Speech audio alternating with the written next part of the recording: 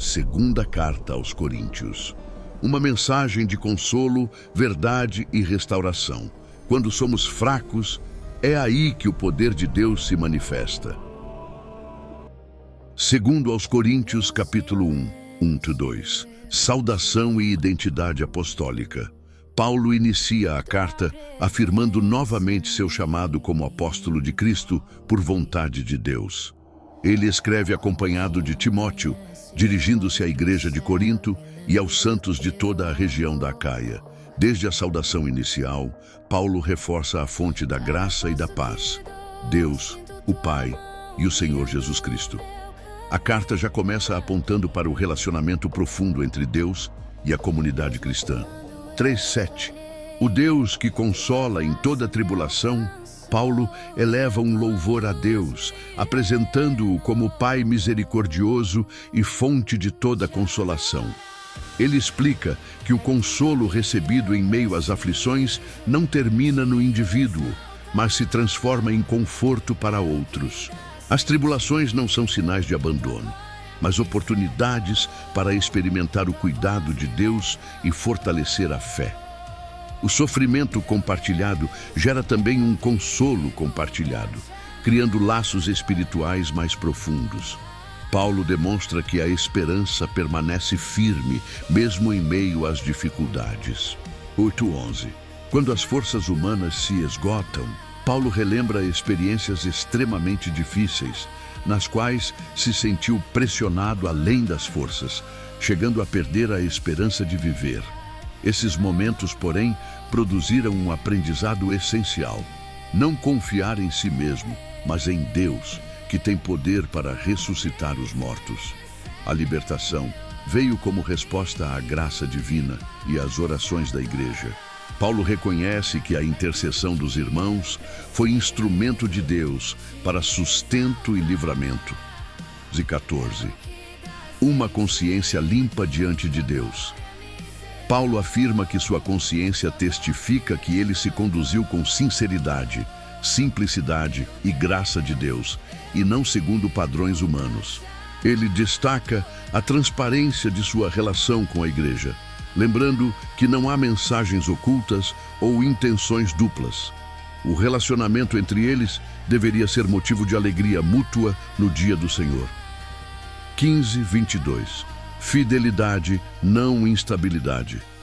Paulo responde às críticas sobre seus planos de viagem. Ele explica que suas decisões não foram guiadas por indecisão ou interesses próprios. Em Cristo, as promessas de Deus são firmes e verdadeiras. O Deus que chama também confirma, fortalece e sela os seus com o Espírito Santo, garantindo a fidelidade de sua palavra. Paulo reforça que sua mensagem permanece confiável, independentemente das mudanças circunstanciais. 23-24. Autoridade que edifica, não oprime. Paulo encerra o capítulo explicando que adiou sua visita para poupar a igreja de uma correção mais severa. Sua autoridade apostólica não existe para dominar a fé dos irmãos, mas para cooperar com a alegria deles.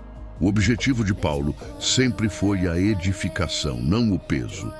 A fé cristã floresce melhor quando é cuidada com amor, paciência e verdade. Segundo aos Coríntios, capítulo 2, 1:4. Tristeza com propósito redentor. Paulo explica que decidiu não fazer uma visita que causasse mais dor. Sua intenção nunca foi entristecer a igreja, mas protegê-la de um sofrimento desnecessário. A carta anterior foi escrita com lágrimas e grande aflição de coração, não para ferir, mas para demonstrar o profundo amor que ele tinha por eles. A correção, quando motivada pelo amor, busca restauração, não condenação. 5:8. Perdão que restaura. Paulo aborda o caso de alguém que havia causado tristeza à comunidade. Ele deixa claro que a dor não foi apenas pessoal, mas sentida por toda a igreja. Agora, tendo havido disciplina suficiente, Paulo orienta que a igreja perdoe, console e reafirme o amor por essa pessoa. A restauração é essencial para que o arrependido não seja consumido pela tristeza excessiva. 9:11. vigilância espiritual e vitória sobre o inimigo. Paulo destaca que uma das razões para sua orientação é impedir que o inimigo tire vantagem da situação. A falta de perdão pode se tornar uma brecha espiritual. Ele lembra que os planos do inimigo não são desconhecidos e que a igreja deve agir com discernimento, graça e unidade para permanecer firme. 12:13. Um coração inquieto. Paulo compartilha um momento pessoal de angústia. Mesmo tendo uma grande oportunidade para anunciar o Evangelho, ele não encontrou descanso por não ter notícias de Tito. Essa inquietação revela o coração pastoral de Paulo, profundamente ligado ao bem-estar espiritual da igreja. 14:17. O triunfo de Cristo por meio do ministério. Paulo encerra o capítulo exaltando a vitória de Deus. Ele descreve o ministério como uma procissão triunfal conduzida por Cristo. Por meio dos servos de Deus, o conhecimento de Cristo se espalha como um perfume, trazendo vida para alguns e confrontação para outros.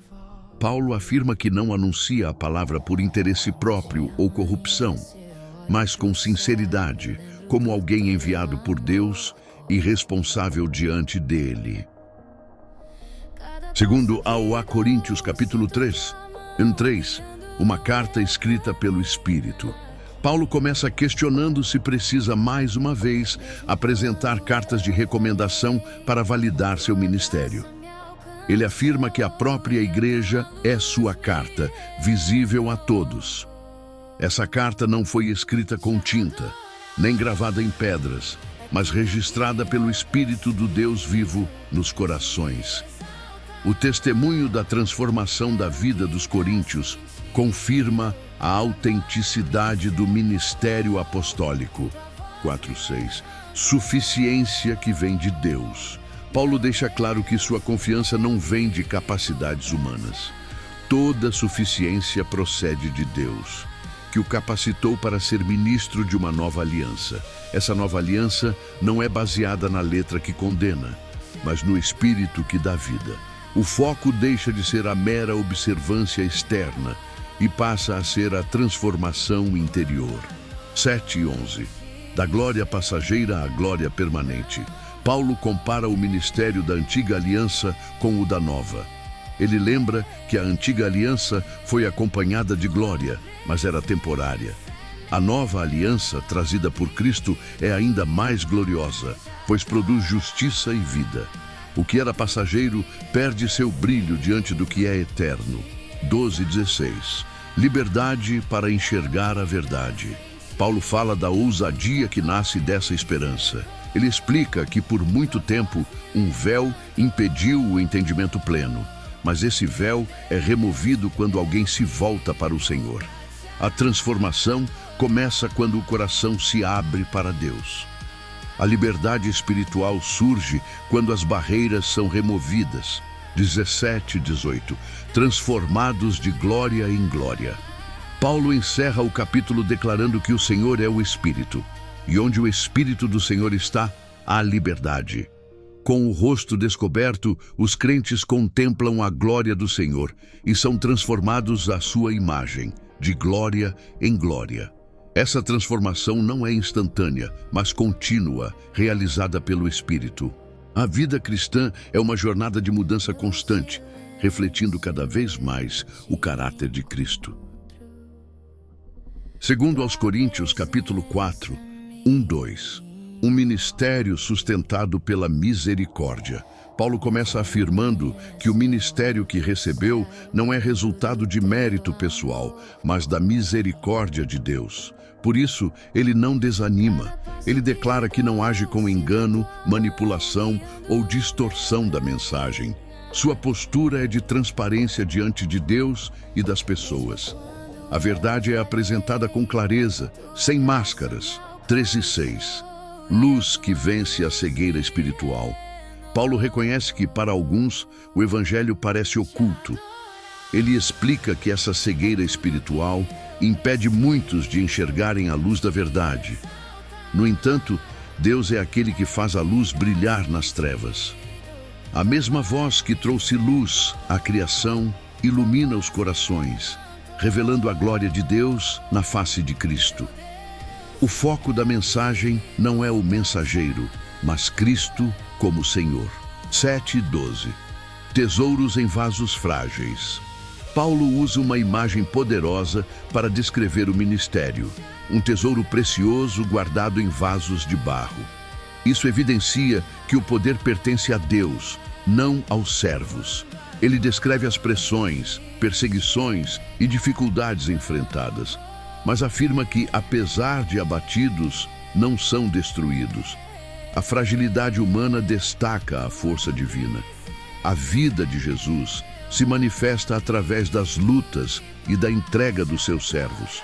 13:15. Fé que se expressa em testemunho. Paulo afirma que crê e por isso fala. A fé verdadeira se manifesta em palavras e atitudes. Ele tem certeza de que Deus, que ressuscitou o Senhor, também ressuscitará seus servos. Essa esperança fortalece o ministério e amplia a gratidão que se espalha para a glória de Deus. 16:18. Olhos fixos no que é eterno. Paulo encerra o capítulo com uma declaração de esperança. Mesmo que o corpo se desgaste, o interior é renovado dia após dia. As aflições presentes são temporárias e produzem um peso eterno de glória. O cristão aprende a não fixar os olhos no que é visível, mas no que é invisível.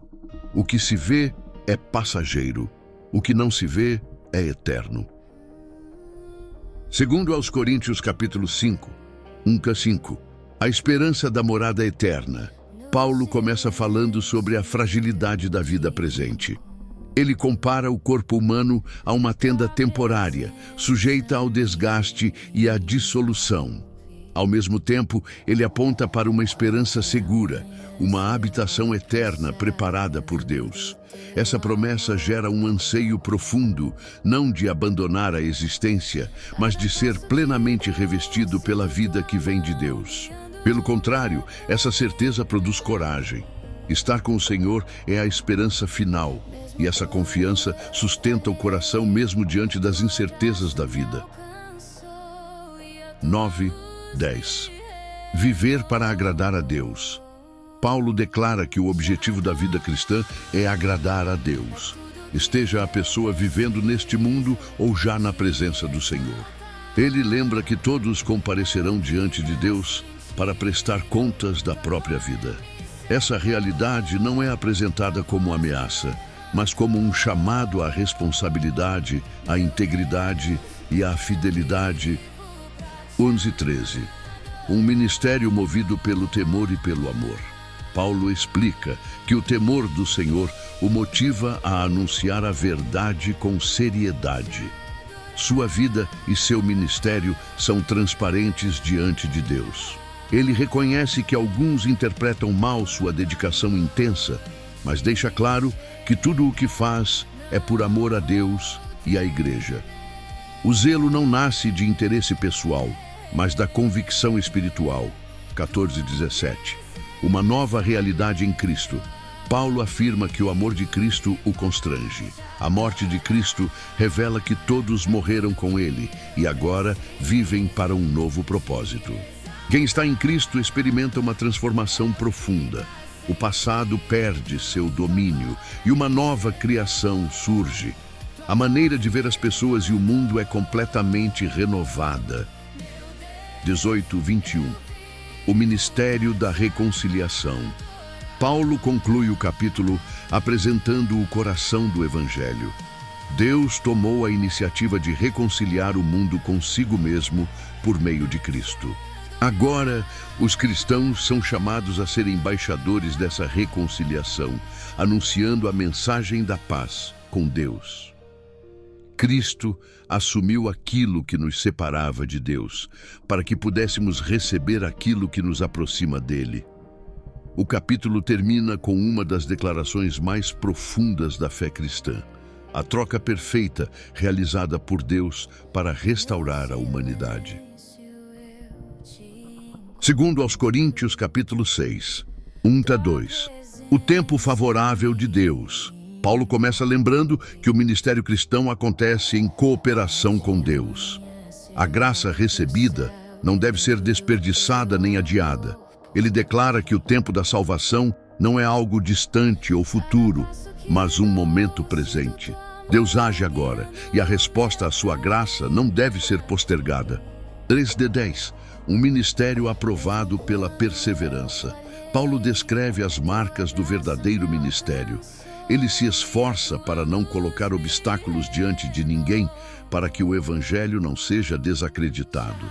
Ele lista as muitas aflições enfrentadas, pressões, perseguições, privações e sofrimentos. Ao mesmo tempo, destaca virtudes espirituais que sustentam o ministério: paciência, pureza, conhecimento, bondade, amor sincero e poder de Deus. Mesmo em meio a aparentes contradições, honra e desonra, tristeza e alegria, pobreza e riqueza espiritual, Paulo permanece firme, mostrando que a força vem de Deus. 11:13. Um coração aberto. Paulo fala de forma pessoal e afetuosa. Ele afirma que seu coração está completamente aberto à igreja. Se há distanciamento, ele não vem da parte de Paulo, mas da resposta deles. Ele pede que a igreja corresponda com a mesma abertura e amor, como filhos espirituais. O relacionamento pastoral é marcado por sinceridade e afeto genuíno. 14:16. Chamados à separação espiritual. Paulo faz uma exortação clara sobre alianças espirituais. Ele orienta os cristãos a não se prenderem a relacionamentos que comprometem sua fé. Ele destaca o contraste entre luz e trevas, justiça e injustiça, Cristo e aquilo que se opõe a ele. A comunhão com Deus exige fidelidade e discernimento. A igreja é o templo vivo de Deus, onde ele habita. 17:18. Um chamado à santidade e filiação. Paulo conclui o capítulo com uma promessa poderosa. Deus chama seu povo a se afastar daquilo que o contamina, oferecendo em troca um relacionamento profundo. Deus se apresenta como Pai, e seus filhos são chamados a viver em pureza e comunhão com Ele. A separação do mal não é perda, mas ganho de intimidade com Deus. Segundo aos Coríntios, capítulo 7, um chamado à purificação completa. Paulo inicia o capítulo lembrando as promessas de Deus feitas ao seu povo. Essas promessas motivam os cristãos a viverem uma vida de purificação, tanto exterior quanto interior. O temor reverente a Deus conduz à santidade completa. A fé não é apenas crença, mas transformação prática do caráter e da conduta. Dia 4. Reconstruindo a confiança. Paulo pede espaço no coração da igreja. Ele afirma, com consciência tranquila, que não prejudicou ninguém, nem se aproveitou de ninguém. Mesmo após correções difíceis, ele reafirma seu amor e sua confiança na igreja. Sua alegria e orgulho por eles são evidentes, mesmo em meio às tribulações. 5:7. Consolo que chega no tempo certo. Paulo relata um período de grande aflição. Por fora, havia lutas, por dentro, temores. O consolo veio por meio da chegada de Tito, que trouxe boas notícias sobre a resposta da igreja. O arrependimento, o zelo e o carinho dos coríntios renovaram a alegria de Paulo. Deus se revela como aquele que consola os abatidos. 8:12. Tristeza que conduz ao arrependimento. Paulo explica que sua carta anterior causou tristeza, mas não se arrepende disso, pois a dor produziu arrependimento. Ele distingue a tristeza segundo Deus, que conduz à mudança e à salvação, da tristeza do mundo, que leva à morte. O arrependimento genuíno produz zelo, indignação contra o pecado e desejo de restauração. 13:16.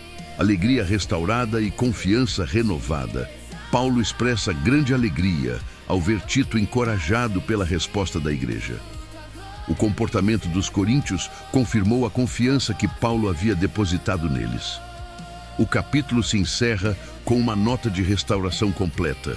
Alegria, consolo e confiança mútua. A comunhão foi renovada e o relacionamento fortalecido pela verdade e pelo amor. Segundo aos Coríntios, capítulo 8, 1-5, a graça revelada na generosidade. Paulo começa apresentando o exemplo das igrejas da Macedônia. Mesmo enfrentando muitas aflições e extrema pobreza, elas demonstraram uma alegria transbordante e uma generosidade surpreendente. Esses irmãos contribuíram além do que podiam, de forma voluntária e com grande insistência. Para eles, participar da ajuda aos santos não era um peso, mas um privilégio. Antes de oferecerem recursos, ofereceram a si mesmos ao Senhor. A generosidade nasceu de um coração entregue a Deus. E 6:7. Crescer também na graça de contribuir. Paulo encoraja a igreja de Corinto a avançar nessa mesma graça. Eles já se destacavam em fé, conhecimento, dedicação e amor. Agora, Paulo os convida a completar essa maturidade com a generosidade prática. A vida cristã saudável cresce de forma equilibrada, unindo fé e ação. 8:9. O maior exemplo de generosidade, Paulo deixa claro que não está dando uma ordem, mas testando a sinceridade do amor deles. Ele aponta para o maior exemplo possível: Cristo, que sendo rico, se fez pobre por amor, para enriquecer muitos com a sua graça. A generosidade cristã encontra sua fonte no sacrifício de Jesus. 10:12. Disposição vale mais que quantidade. Paulo lembra que a igreja já havia demonstrado desejo de ajudar anteriormente. Agora, ele os incentiva a concluir aquilo que começaram. Deus valoriza a disposição sincera do coração, não o valor absoluto da oferta. A contribuição aceitável é aquela feita conforme o que cada um tem, e não conforme o que não tem. 13:15. Igualdade e cuidado mútuo. Paulo explica que o objetivo da oferta não é sobrecarregar uns para aliviar outros, mas promover equilíbrio. Hoje, uns suprem a necessidade de outros. Amanhã, a situação pode se inverter. Assim, a comunidade cristã vive em cuidado mútuo, refletindo a provisão justa de Deus. 16:21. Transparência no serviço. Paulo fala sobre Tito e outros irmãos encarregados de organizar a coleta. Ele destaca a dedicação e o zelo deles. Há uma preocupação clara com integridade e transparência, para que ninguém tenha motivo de desconfiança. Tudo é feito de maneira honrada, não apenas diante de Deus, mas também diante das pessoas. Mate 2:24. Amor comprovado em ações. Paulo conclui, incentivando a igreja a demonstrar na prática o amor que professam. A generosidade deles seria uma confirmação pública da fé que possuem. Ele reforça a confiança nos irmãos enviados e lembra que tudo isso glorifica a Cristo. A generosidade se torna um testemunho visível do Evangelho em ação. Segundo aos Coríntios, capítulo 9, 1-5. Preparação que revela sinceridade. Paulo afirma que conhece a disposição da igreja de Corinto em ajudar, mas ainda assim envia irmãos à frente para organizar a oferta. Isso não é desconfiança, mas cuidado. Ele deseja evitar constrangimentos, tanto para os coríntios quanto para os macedônios, caso a contribuição não estivesse pronta. A generosidade verdadeira precisa ser planejada e realizada com responsabilidade. 6:7. A lei espiritual da semeadura. Paulo apresenta um princípio espiritual claro. Quem semeia pouco, colhe pouco. Quem semeia com generosidade, colhe abundantemente. A oferta não deve nascer da pressão ou da obrigação, mas de uma decisão consciente e alegre. Deus se agrada daquele que contribui com alegria, não por constrangimento. A generosidade começa no coração antes de chegar às mãos. 8:11. Deus supre para que possamos repartir. Paulo afirma com confiança que Deus é poderoso para suprir todas as necessidades. A provisão divina não tem como fim apenas o conforto pessoal, mas a capacidade de continuar fazendo o bem. Quanto mais Deus supre, mais oportunidades surgem para repartir. A generosidade gera frutos de justiça e produz ações de graças a Deus. A provisão de Deus flui por meio de pessoas dispostas. 12:15. A generosidade que glorifica a Deus. Paulo conclui mostrando o impacto espiritual da oferta. Ela supre necessidades práticas, mas também provoca gratidão, louvor e reconhecimento da fidelidade de Deus. Os que recebem glorificam a Deus não apenas pelo recurso, mas pela obediência e pelo amor demonstrado. A carta termina com uma exaltação ao dom indescritível de Deus, Cristo, a fonte de toda graça e generosidade. Segundo aos Coríntios, capítulo 10, 1-6. A autoridade espiritual e a guerra invisível. Paulo inicia este trecho com um apelo pessoal. Ele se apresenta com mansidão e humildade, refletindo o caráter de Cristo. Alguns o acusavam de ser fraco em presença, mas severo em palavras quando escrevia. Paulo esclarece que, embora viva no mundo, não luta segundo os padrões humanos. Sua batalha não é física, nem política, nem baseada em força humana.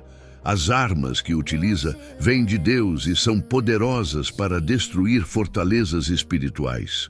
Essas fortalezas são pensamentos, argumentos e resistências que se levantam contra o conhecimento de Deus. Paulo afirma que todo pensamento deve ser levado cativo à obediência de Cristo. A verdadeira guerra acontece na mente e no coração. 7:11. Aparência não define autoridade. Paulo confronta os que julgavam pelas aparências.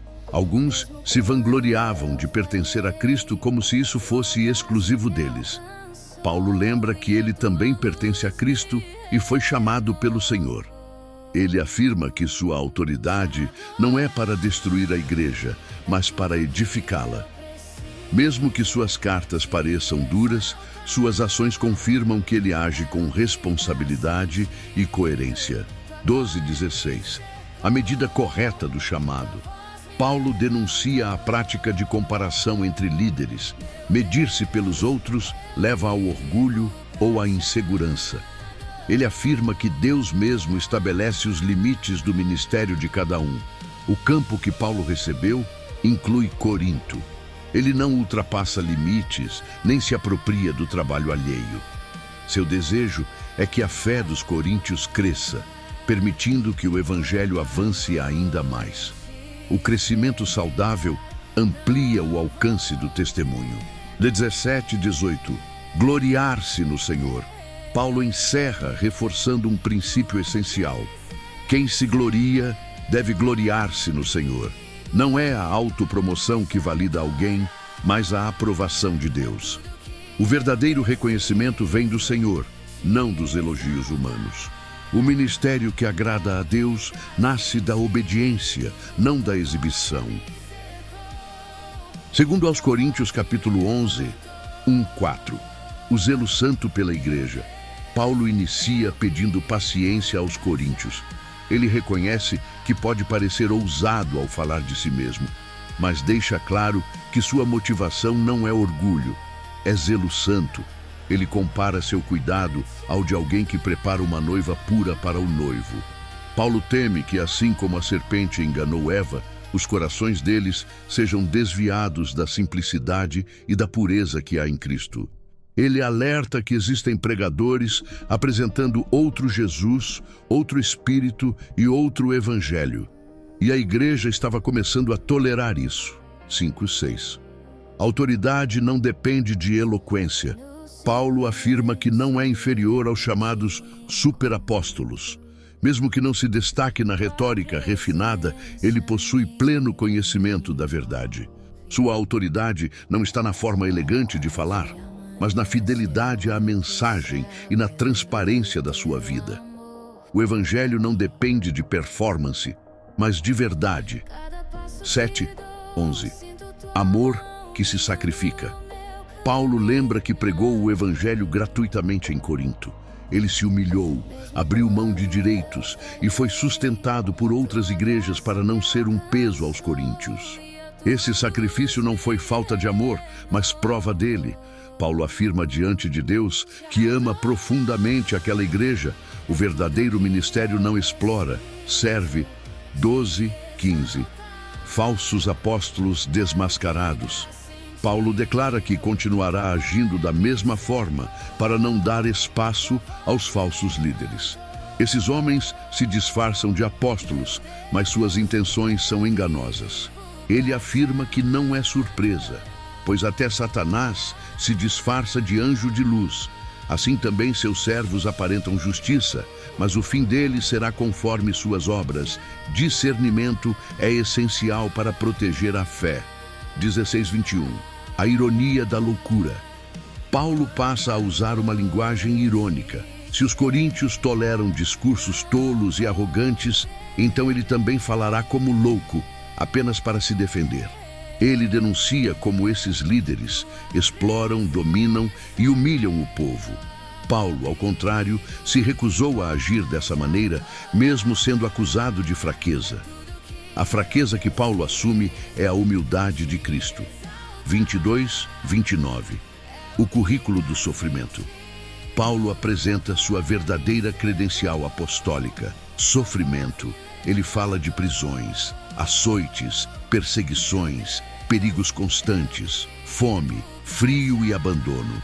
Foi açoitado, apedrejado, naufragou, passou noites à deriva no mar.